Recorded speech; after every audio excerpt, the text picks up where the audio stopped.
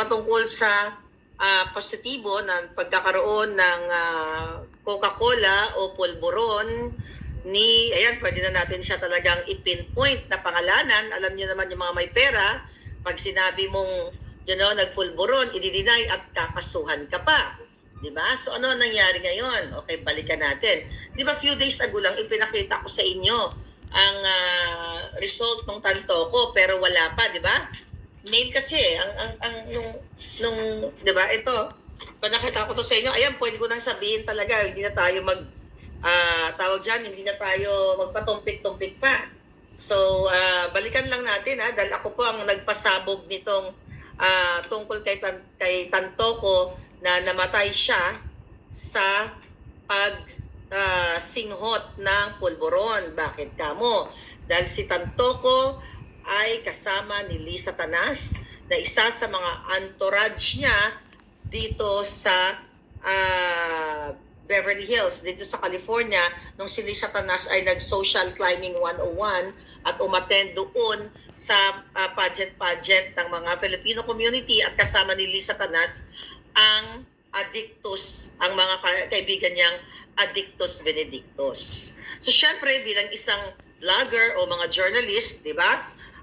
Nag-iingat din tayo na magsabi dahil ito ay negosyanteng pamilya. Dahil pag nagsasabi ka ng katotohanan, ang isasampal sa iyo ay kaso. Ako po ang nag-expose nito. Sakay na naman yung mga alpotera, sakay kayo. Ngayon paano nyo ngayon patutunayan na nagsisinungaling kami? Lalo na si Cathy Binag na ang mga Marcos Jr. at ang mga amiga nila ay mga Judictus Benedictus. Naalala nyo? Okay, nung ipisinabog ko to sa inyo, nung may nag-message sa akin na mismo na mga nakaalam na kasama doon, okay, sa mga circle ni Lisa Tanas. Remember that? Na namatay si Paulo Tantoko. Ayan ang pangalan po. Ito, June, kailan ba to? Ito yung sinad sa akin actually, pero papakita natin sa online yung result kasi available naman siya. June, okay. So anyway, alright. Ito wala pa nakalagay dito na siya ay tumira ng pulburon. Balikan ko lang yung history, no? Bago natin ipakita. Kung naalala ninyo, pinag-usapan ito ng buong mundo, okay? Ng buong Pilipino. Kasi sinasabi nila na may makukulong na ba, madam? Sabi ni Angel, na maharlika, ganyan-ganyan, fake news, ganyan-ganyan, da-da-da-da-da. Even ng NBI, okay? Ako ay hinamon na hahanapin ako dito sa kahit sa Amerika ako ni Santiago dahil daw sa pagdadawit ko kay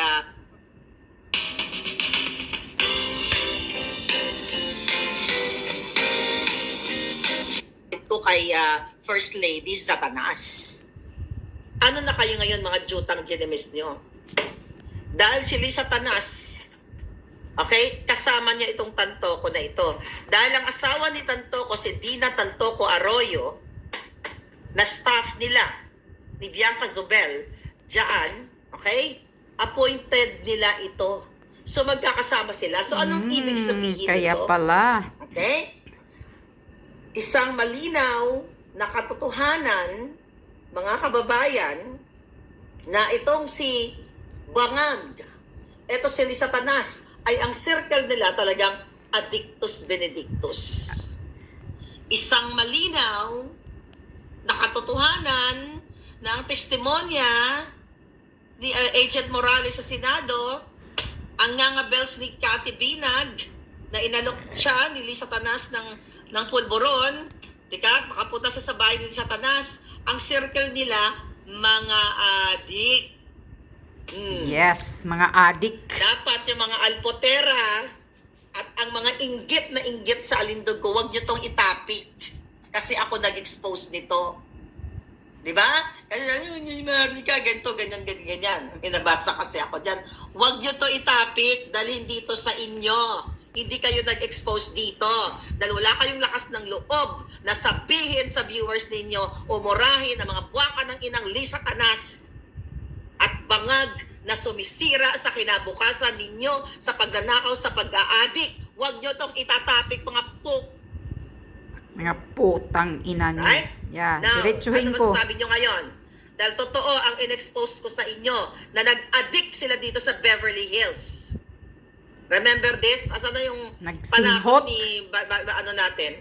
Lahat ng panakot tinanggap ko sa ngalan ng katotohanan, mga jutang din na kayo na mga satanas. Ano ngayon, Lisa? Di ba sinabi ko na na-hold siya dito sa US for questioning? Remember that I told you? Anong ginawa nila? Maharlika, fake news. Hindi naman yun na-detain. Tinitwist pa nila yung salita ko. O, ano sabi ni, dyan, ni NBI? Tignan natin. Sabi ng NBI. Teka, share screen ko lang to. Mga palangga. NBI. O, ito. Pakita ko na sa'yo. Balikan lang natin to, nakaraan.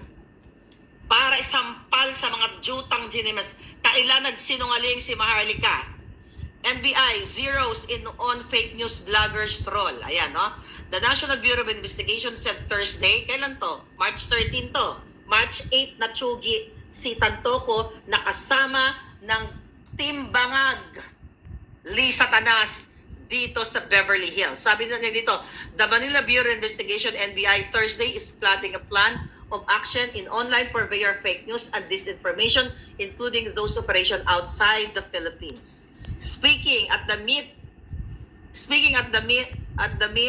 in the Manila Press News Forum on Thursday, NBI Director Jaime Santiago said, meeting by the NBI Cybercrime and Technical Intelligence Unit would outline the government's next move in going after fake news blogger and online trolls. Hindi namin palalampasin yan. Sabi niya, we will investigate this seriously. Okay, he said, have already identified several trolls and their supposed link to prominent personalities. Among them is a blogger who goes by the name Maharlika, supposed behind some fake news and malicious news. In the latest tirade, the blogger claimed the First Lady was detained in the United States where she had attended a function for a filmmaker.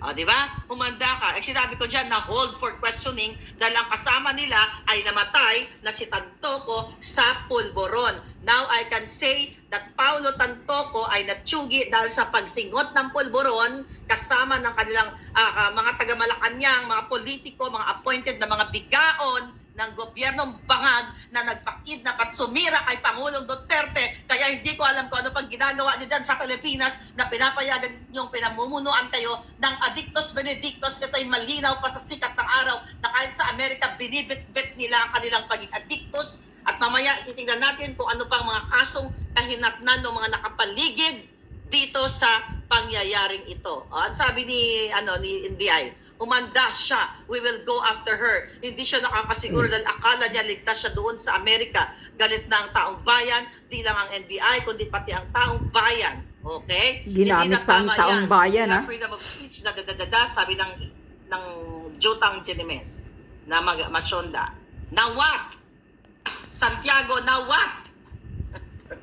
Ano? Hamunin mo. Ano si ngayon? Santiago, NBI. Kayo, dyan sa Pilipinas, nagsisinungaling ba si Maharlika? 7 warrant of arrest, 4 na kaso ang pinapadala sa akin dito ng buwaka ng inang Marcos Jr. Bangag Alpotera because I am telling the truth sa inyo. Dan ayaw niyong gumising na addict ang gobyerno ninyo. Pinapaligiran ng mga addictos benedictos. I even spend money sa putang inang mga results na ito. Santiago, NBI. Habulin niyo si Maharlika? Ano to? Ito, Lumabas para sa na. bayan. Now, ano ngayon? Vindicated tayo. Yes. Diba? Even si Inday Sara nagsalta niyan. Ano kayo ngayon? Yung mga bangag alpot na nagpakulong, nagpakidnap kay Pangulong Duterte dahil si Pangulong Duterte ang isa sa mga unang nagsalta na addicto si Bangag. Tapos, okay lang, I love you, PRRD. Ayaw namin anuhin si Bangag at si Lisa Tanas kasi she's good to me naman. Puking. Gigil ako Right? Ito ang kapalit ng ang pinaglalaban ni Maharlika.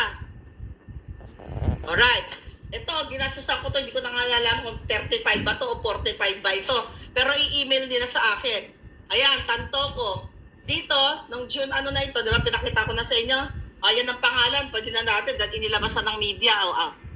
O, tanto ko Juan Paulo Vargas. Juan Paulo Namatay Vargas. dahil sa pagsingot ng pulburon. Bakit siya pumunta sa Amerika? Isinama ng Office of the President, Office of the First Lady Bangag. Bakit ito kasama itong taong ito? Ito, hindi ko ito kinukutya ang taong ito dahil wala naman itong kasalanan sa inyo. Pero ang asawa nito, okay? So tama yung pinag-usapan namin doon sa, tama din yung nakasama ko doon sa The Hague. Okay? Well, I don't know if she still consider me as a friend. Kasi kumakampi siya sa Bangag, Alpotera. Diba? O, na-disgrasyada na. Tama siya. Kasi ano niya to eh. Son-in-law niya to dati. Kasi si Dina Arroyo Tantoco ay anak dati ni Iggy Arroyo. O, diba? Nagpagtsikahan namin ito na kinonfirm naman niya na addictus benedictus itong ito. Nagkamali ba? Tama naman siya. Napag-usapan natin sa Pero ang bottom line dito, mga kababayan, okay ka na sana eh. Grace, you're fighting for what is right. But you're siding the evil people. And you know, and it's good. And it's good na hubaran ang mga pag-uugali ng mga taong hindi tapat sa ipinaglalaban. I thought pareho tayong pinaglalaban, but you're siding the Alpoteras. Really? And now, here. Tama ka, tama ako, tama ang report na addictus, you know, yung dati mong in-law ay namatay dahil sa pagsinghot ng cocaine. O ng pulburon. Pala. Now what? Here. At sa takutin ako, gugurgurin ako, dahil sinasabi ko sa taong bayan ng katotohanan, mga military, mga polis, nga, si Lisang nagbitbit niyan. Okay, basahin natin dito, mga yawa. Correct. Ba't ako nagagalit ang aga-aga, by the way? Hindi, nagagalit ako kasi wala kayong ginagawa, tahimik kayo eh. Yun lang naman yun eh. O, tika natin. O, pinakita ko na to ha. Ano to? Stop na muna natin to. Stop sharing. Ngayon, i-cover up, puro cover up lahat. Ika, present. Image, wait a minute, share screen. Ilan Kaya ang nga. mga hitad? NBI, nasa na yung case details? NBI, Santiago, ano There na? we go. Ipapaliwanag ko to sa inyo. Habulin mo si Maharlika. Okay, nakita nyo yan, online yan. Wala pa kasing Yan, medical yung examiner. coroner's office, wala pa kasing Cocaine effects. You know? Cause Ito, of nung death. June pa to, nung nasa dahig ako. Ayan na ngayon, basahin na natin yan. Kita nyo, pakita nyo, ayan. Coroner's office yan, lacounty.gov. Ayan, Paulo Tantoco, date of death, March 8, 2025, age 44, case number, case is still open. Okay, body status released, ganyan. Place of death sa hotel, okay, sa Beverly Hills. Manner, accident, investigator, ayan na si Arojo Laura. Hindi siguro nila kaya i-twist o bayaran, okay, mga investigador. Deputy Medical Examiner, ayan. Case, pulburon effects. Yeah, Kung cocaine. mapapansin nyo, open, cause rather. Cause. Cause A, ayan, pulburon effects. Cause B, cause C, cause D. Other significant condition, probable atherosclerotic cardiovascular disease. Ang ibig sabihin niyan ay kasabay ng kanyang pagsisingot dahil syempre nagiging kapag tumitira ka, ang cause ng ng cocaine, pinapabilis ang iyong paghihinga at hindi na kaya ng katawan mo, nag-clot ang iyong what? You know, yung mga cholesterol mo sumabog na sa katawan mo. Now, I mean, mga kababayan, di ba? Ano ngayon ang ninyo ngayon? Ano ang masasabi nyo ngayon diyan? 'Di ba? Bumara ang sakit sa Tagalog yan, sakit sa puso, yung ugat niya ay may bumara, hindi lang pulburon. 'Di ba? Pwede mga fat deposits na in the past kasi nakita ko yung katawan niya, hindi naman siya mataba, hindi siya payat pero medyo majoba ng konti, 'di ba? So pwedeng ganon dahil nga nag-trigger yung pagsinghot ng pulburon dahil nga stimulant yung pulburon eh. Pinapabilis yung tibok ng puso.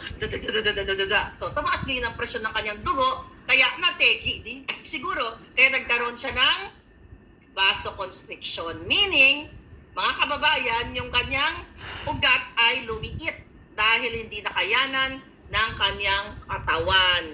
Now what? Ano ngayon ang mga susunod na eksena? Nakita nyo na, naibalita na. Mali ba si Maharlika? Ang media ba nag-ulat ng ganito? Tahimik. Lumalakas ba ang loob ng mga media? Ang lalaki ng kanilang mga negosyo. They can fight against mga defamatory cases na yan. Pero maingat at duwag sila. Only Maharlika can fuck all of them. Lalo na ang mga bangag.